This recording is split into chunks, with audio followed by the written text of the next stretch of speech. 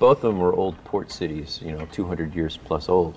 But Baltimore had been gentrified, or a lot of it had been knocked down, or there were fires and things like that. When did New Orleans become the location? The notion of New Orleans was floated initially for the tax incentives. Yeah, right around Thanksgiving of '04 is when it started to come into play. We started getting these photos back, and I remember Dawn coming to my office and saying, this is pretty interesting. New Orleans is actually, it's not what we talked about, but check this out. What helped it translate from Baltimore to there is that there's a lot that still feels the same, so the storyline could easily just be slightly changed and yet intact. Sometimes you'd have 360s. It bled off onto the sides of the sets where it still was 200 years ago, 100 years ago. Yeah. It really felt like it was meant to always be in New Orleans. After we were there shortly, it felt like the story couldn't have taken place in Baltimore. This is where it should be.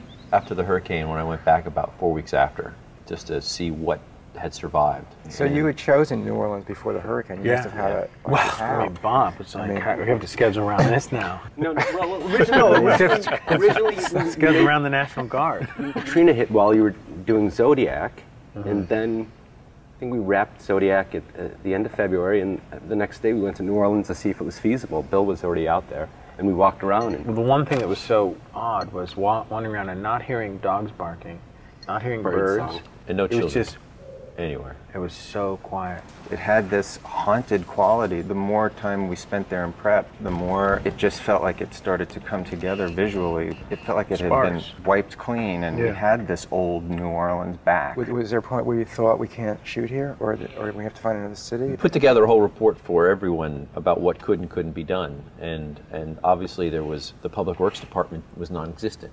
So anything you might want done, from changing lights to this, all the other little things you do, just set dressing, or the infrastructure of the city, was gone. We can now tell. We showed Kate afterwards. I don't know what it looked like before. When we were looking around, we wanted to find an indoor pool to do this sequence that would take place at the YWCA. We found this amazing, beautiful windows, this great place. We looked at the photographs pre-Katrina. Yeah, this place looks great. We went out to see it. It had been under like 8 feet of sewage, and so we walk in, and there's this beautiful indoor pool that is basically a sewage treatment center. Yeah, it's got the levels down to maybe 6 feet of just brown black sludge. Yeah. And of course, so we say, well, can this be cleaned up in time? And he's like, yeah, just don't ever show anybody who's going to be in the pool this photograph. And so they cleaned it all out, and of course, we shot the scene at the end of it. I said, oh God, Kate, I'm so glad. What do you think of the location? Oh, it's great. Yeah, I'm so glad you like it, because when we first came here, it was just like. The problem was it looked that way 6 days before. Yeah, it was pretty quick. 6 days.